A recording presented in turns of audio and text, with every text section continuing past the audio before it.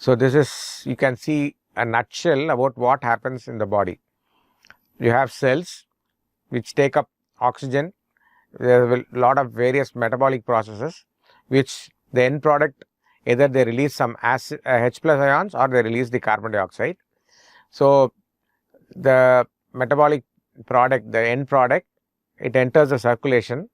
The carbon dioxide combines with the H2O, it forms H2CO3. Likewise, this H plus ion, which comes out as a byproduct of the metabolism, gets bound to the bicarbonate in the buffer. So ultimately, this enters the kidney. The H plus or HCO3, depending on the body's need, can get excreted or retained by the kidney. So you have more acids that get excreted. The H plus gets excreted in the urine here. So the effect of hydrogen ion is being mopped up and is being excreted in the urine here. So the buffer comes into play here, and the kidney comes into play here to remove the H plus that is being produced by the metabolism. So the blood after which leaves the kidney has less H plus and more bicarbonate. So more bicarbonate, there is bicarbonate reabsorption and new bicarbonate generation also happening in the kidney. So this bicarbonate comes in handy as a buffer in case of any excessive acid production. So again, we have more carbon dioxide plus water forming H2CO3, the same principle. Here the lung comes into play.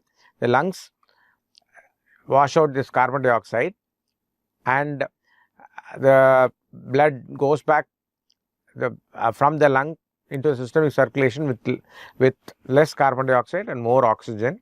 So this is the pictorial representation of all the three systems, the buffers, the lungs, and the kidney, in maintaining the acid-base homeostasis. So we'll come to the renal handling of acid base. Let's see what do the kidneys do in maintaining the acid base homeostasis. So first we come to the proximal tubular cell. So you have the glomerular filtrate, which contains sodium and bicarbonate. You have, this is the tubular lumen, and this is the apical membrane, which is facing the tubular lumen, and this is the interstitial space, and this membrane is the basolateral surface.